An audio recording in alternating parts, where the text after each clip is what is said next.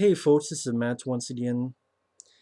Now, so far in the Howling movie reviews, I've said first one I think is okay because I like the effects and Robert Picardo and Dick Miller.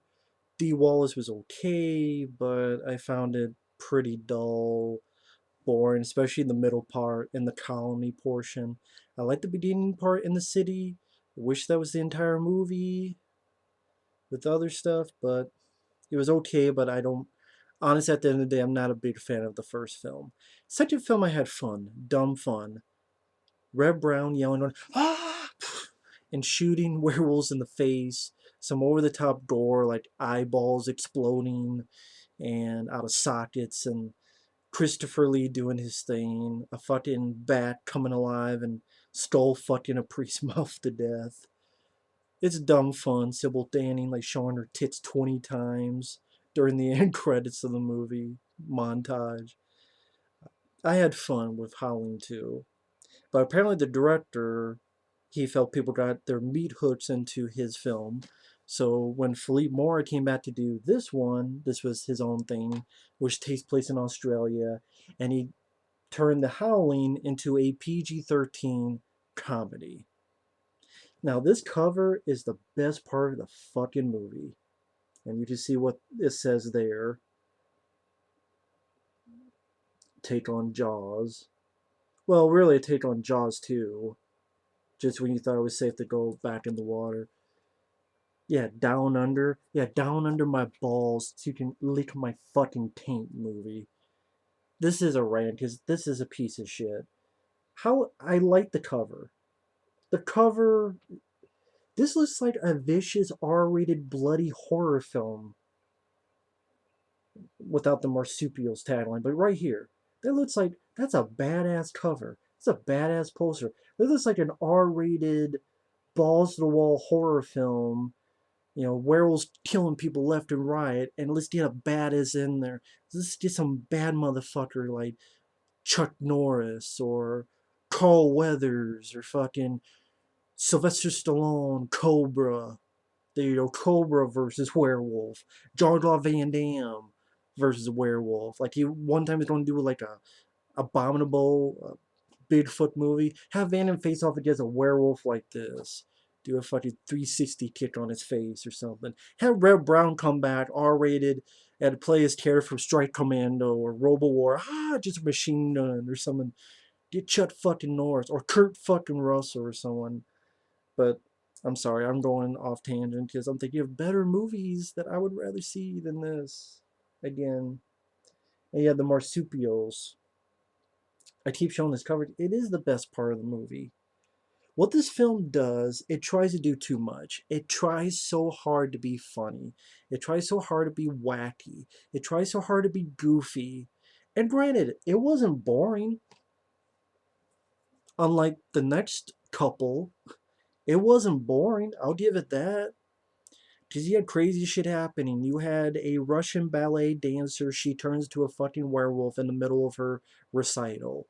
You have a girl, one of our leads, who in a nightmare, she gives birth to a werewolf baby that's all fucked up. And, you know, that scene there, which is a nightmare scene.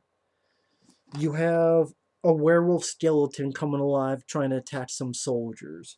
You have a humongous werewolf going to a tent, and a guy with a bazooka shoots him, blows him and the werewolf up. Just an explosion. You have fucking werewolf nuns.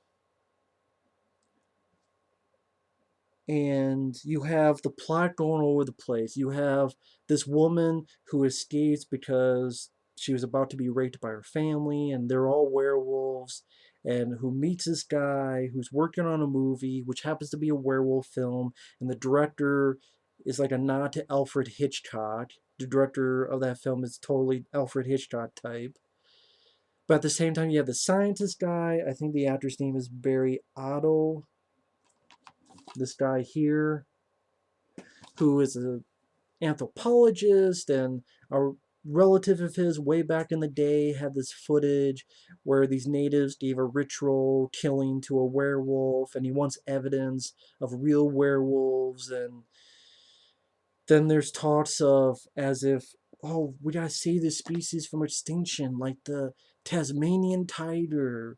So it's like trying to have a message movie involved, but at the end, that's completely off the fucking kilter. That's just thrown out the window because the lead girl years later wins an Oscar because she's an actress now, but then she turns into a werewolf because of strobe lights. Because I guess in this movie, strobe lighting either makes you epileptic, fucks you up if you're epileptic, or fucks you up if you're a werewolf and turns you a werewolf and starts, I guess, massacring everybody.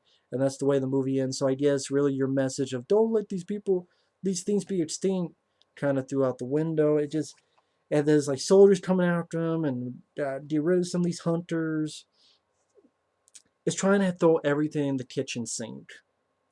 And it's trying hard to be funny. It's almost as if it's trying to be a PG-13 version of an early Peter Jackson film. And those early Peter Jackson films, like Bad Taste, Dead Alive, Meet the Feebles, they worked because A, they were R-rated, B, Peter Jackson is a better director. Yeah, I'm not a big fan of Lord of the Rings or King Kong, but I love Dead Alive. I love The Frighteners. I love uh, Bad Taste is fun. Meet the Feebles is pretty damn good. And even though you had the kitchen sink, they still felt more of an actual story going on than in this movie. And making it PG-13, and the acting isn't the best. It's not the worst in this series, but it's not the best. It's trying to do too much. It's trying too hard to be funny. And when you try too hard to be funny, you fall flat on your face, which this did. Again, it wasn't boring. It has some wacky ideas.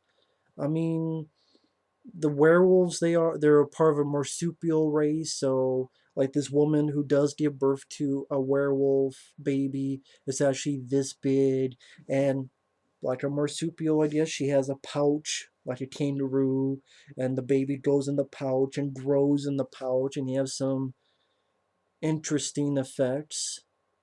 I'll say that there's some interesting effects in this movie. But anyway, to go back and channel my thoughts here, like I said, it takes place in Australia, and Barry Otto, this guy, scientist, anthropologist, this guy here, he, again, his relative, long ago, natives around a body of a werewolf, ritual killing, showing a class this footage. And he tells about werewolves, wants evidence. There's sightings in Russia, there's been sightings in Australia. And like I said, cuts to a lead girl who runs away, abused, shitty family of werewolves, and a guy sees a girl on a bench, wants her for this werewolf movie. Uh, I like the director guy because it did. You see like Alfred Hitchcock, and it's trying to throw in a lot of humor in there. Like the lead guy and lead girl, they go see a movie, a werewolf film called "It Came from Uranus," and a guy changing these over the top bladder and really shitty werewolf effect, which I'm guessing on purpose because it's a movie within a movie. And the girl tells the guy, oh, it doesn't really happen like that. And the guy's confused. And some of this idea is interesting, but it's just not pulled off effectively because the characters are not the most interesting and the writing isn't that fucking great. But it could work. So, I mean, this part so far, I'm like, it could work. And the guy finds that the girl he loves, this lead girl, has some hair and scar on her stomach. He's like, that's weird. And then there's a rap party on the movie they were making, and strobe lights make her fuck up, run, start changing. But I'm like, at the beginning, I'm like, okay, see where this goes. And then you have these three women dressed up as nuns who want that girl to go back with them to their pack. And they're dressed up as nuns, so you have nun werewolves with really silly looking mouths on them. And they go in the party. And I don't know if they kill anybody. They're screaming, but a lot of people leave. And during the meantime, the lead girl gets hit by a car, gets into a hospital. They tell the guy to go home. And scientists, Barry Otto, this guy, and others find her there and find out she's pregnant and that she has a pouch and fur. And that's where the girl has a nightmare of this baby erupting out of her stomach. And then it cuts to where folks at the hospital are dead. And the three werewolf nuns took the girl back home. And of course, the lead guy boyfriend's like, "Where is she? I love her. I want to know where she's at." Well, she's in a town called Flo, which is wolf spelled backwards. And this is when it's really going off kilter, because you have a Russian ballet dancer, Olga, and Barry Otto and the guy just happen to be there to be watching, and the Russian ballet dancer turns to a fucking werewolf, and then it cuts to her having been caught. How she got caught, we don't know. She just happens to be caught. And then another werewolf arrives and is shot, and it was a friend of the Russian werewolf. And she gets out and pushes a guy out the window. And as the guy's falling out the window, this song called All Fall Down is playing. Jesus. And so Barry Otto and others are go to this town named Flo to see where tis Olga left to go back to that pact as well. Tis now the asshole stepdad that tried to rape the lead girl at the beginning of the film. She knows that girl's pregnant, so now he wants another girl. So it's Russian ballet dancer werewolf Olga. I sound like a fucking idiot describing this movie. That's my point. So, and the only way to get through this review is to describe what's on the screen. And it's just Barry Otto meets this native guy who says, "Today, want to put a shrimp on the Barbie?" And the lead woman gives birth again to a little guy who puts the little guy in her pouch, which is not something I see every day. Which is why I say the movie wasn't boring. It's not good, but it wasn't boring. And she's able to escape very easily and get to her man, her boyfriend, and shows the baby in her pouch. And the guy tastes this very well. He tastes this very, very well. A lot better than in usual movies. Well, that you find that your loved one is this or that. He takes it very, very well that he has a baby now inside the fucking woman's pouch. Like, my woman has a pouch and fur, and she has a baby inside it who looks like, you can't see it, but then the guy takes it very well. I will say that he takes it very, very well.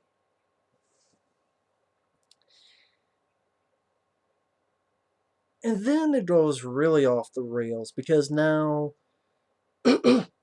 Barry Otto, there's these soldiers with the scientist guy who capture this werewolf pack, and then they're trying to force this, "Oh, don't make the species extinct," and they keep mentioning the Tasmanian tiger who was around and was shot to death and put into extinction, and "Oh, well, we can't put these into extinction," and one of them says, "We only kill when we have to and when we're defending ourselves." I'm like, what about the people who died at the fucking hospital?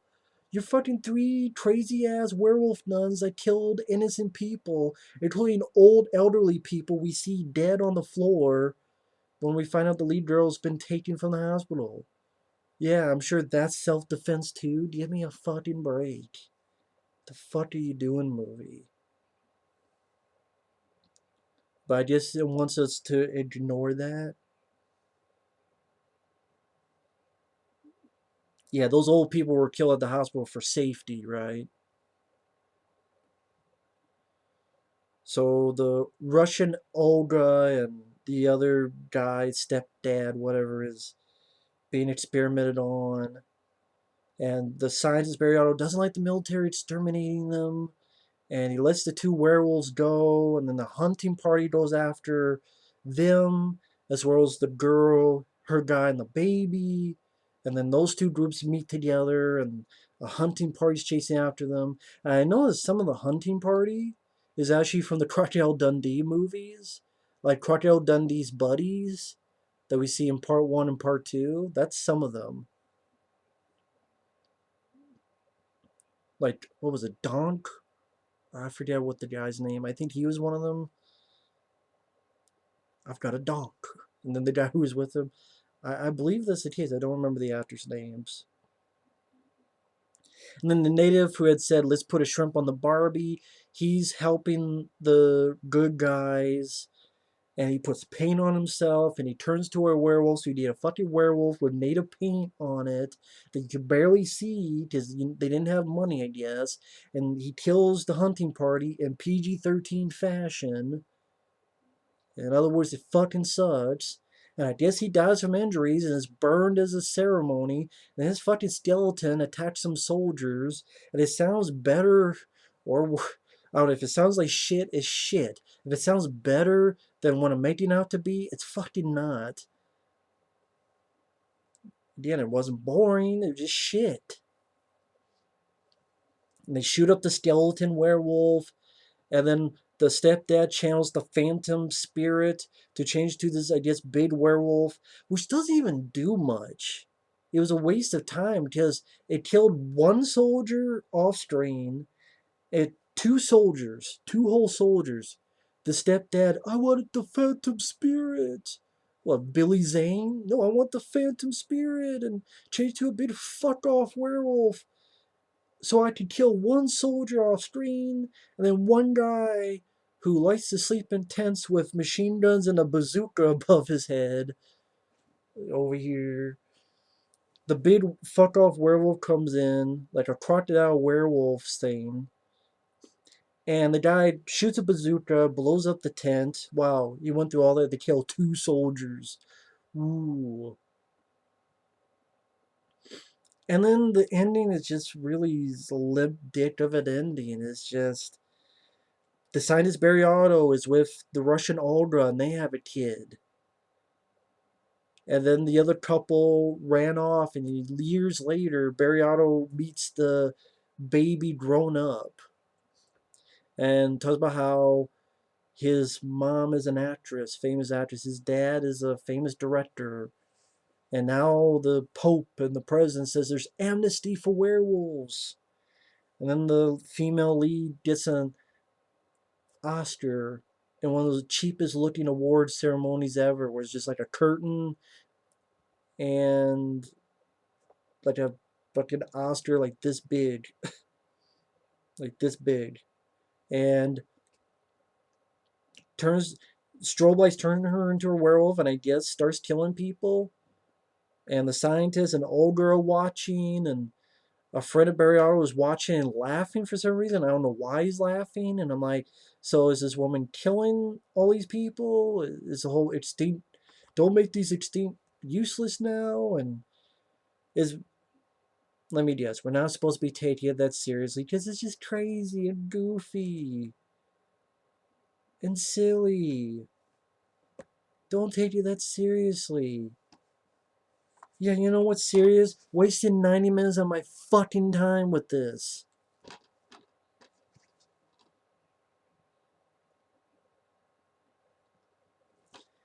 Has a few interesting special effects, not good or great.